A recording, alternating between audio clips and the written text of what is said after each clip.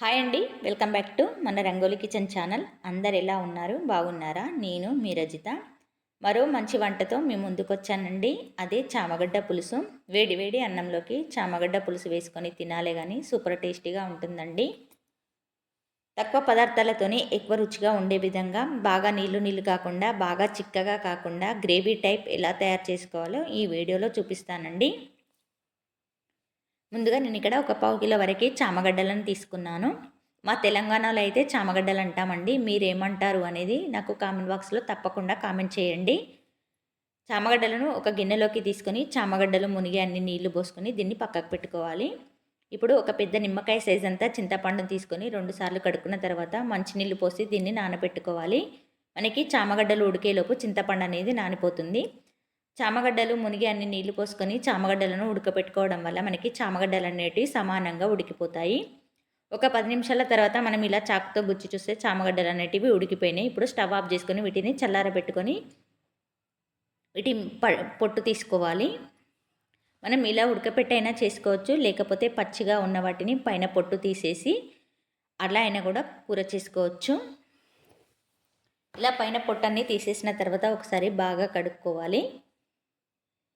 ఇలా కడుక్కున్న వాటిని మనం చిన్న చిన్న ముక్కలుగా కట్ చేసుకోవాలి. ఈ చామగడ్డ పులుసు అనేది మనకి అన్నంలోకైనా, అలాగే రాగి సంగటిలోకైనా, అలాగే మనం నాటురవ్వ చేసుకుంటాం కదా దాంట్లోకైనా సూపర్ కాంబినేషన్ అండి. ఒకసారి మీరు ట్రై చేసి చూడండి. ఇలా మనం చామగడ్డ ముక్కలను కట్ చేసుకొని పక్కకు పెట్టుకోవాలి. నేను ఇక్కడ పెద్దగా ఉన్న 2 ఉల్లిగడ్డలను తీసుకుంటున్నాను. ఇక్కడ నేను ఒక 10 నిమిషాలు నీళ్ళలో వేసి నానబెట్టుకున్నాను.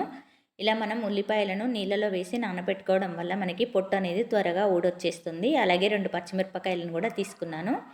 ఇలా పొట్టు తీసుకొని నీట్గా కడుక్కోవాలి. మనం ఇక్కడ కూరలోకి గ్రేవీ ఎక్కువగా కావాలంటే ఉల్లిపాయలను ఎక్కువగా వేసుకోవచ్చు. మనకి గ్రేవీ తక్కువగా కావాలంటే ఉల్లిపాయలను తక్కువగా వేసుకోవచ్చు. ఉల్లిపాయలను కూడా మనం ఎంత సన్నగా వీలైతే అంత సన్నగా కట్ చేసుకోవాలి.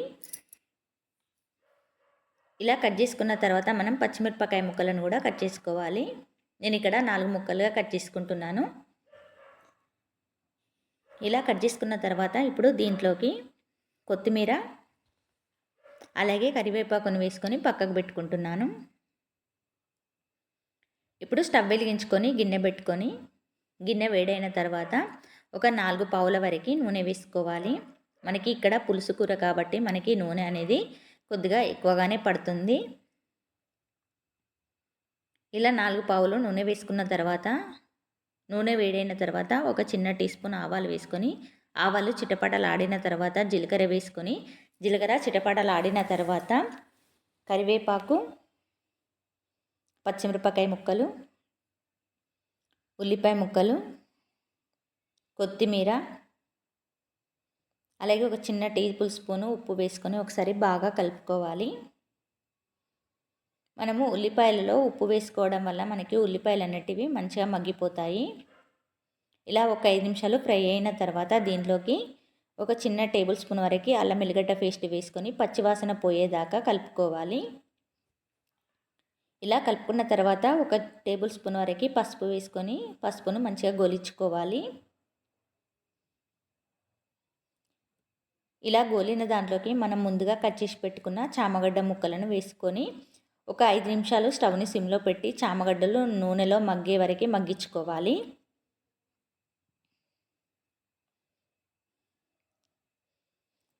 ఇలా మగ్గిన వాటిలోకి మనము రుచికి సరిపడినంత కారం వేసుకోవాలి.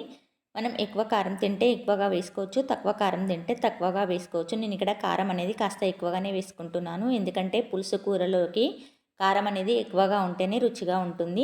అలాగే రుచికి సరిపడినంత దొడ్డుప్పు వేసుకొని ఒకసారి బాగా ముక్కలకి కలిసే విధంగా కలుపుకొని ఒక 2 నిమిషాలు కలుపుకున్న తర్వాత మనం ముందుగా పెట్టుకున్న చింతపండు పులుసుని వేసుకోవాలి.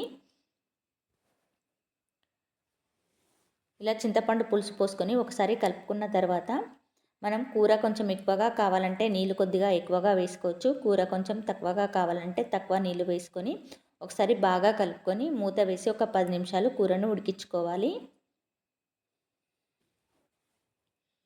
ఇలా 10 నిమిషాల తర్వాత మూత తీసి చూస్తే మనకి నూనె అనేది పైకి వచ్చింది కదా, మనకి సగం కూర అనేది ఉడికిపోయినట్టే.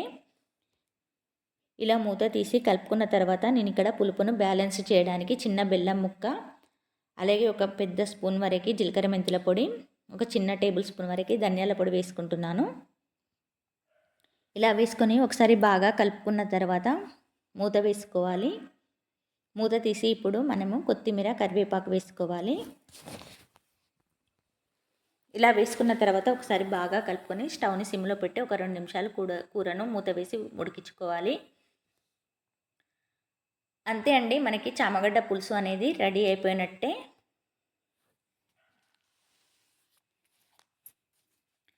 నా ఛానల్ని కనుక ఎవరైనా సరే ఫస్ట్ టైం చూసినట్లయితే ప్లీజ్ సబ్స్క్రైబ్ చేసుకోండి. అలాగే పక్కన ఉన్న బెల్ ఐకాన్ని యాక్టివేట్ చేయండి. అలాగే ఈ వీడియో కనుక మీకు నచ్చినట్లయితే ఒక చిన్న లైక్ కొట్టండి. ఎందుకంటే మీరు కొట్టే ఒక లైక్ వల్ల మన వీడియో చాలామందికి రీచ్ అవుతుంది. దయచేసి నా కోసం ఒక లైక్ ఇవ్వండి. అలాగే షేర్ చేయండి, కామెంట్ కూడా చేయండి.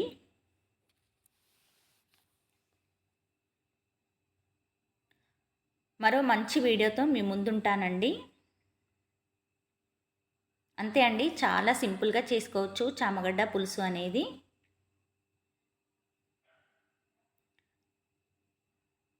Thank you for watching.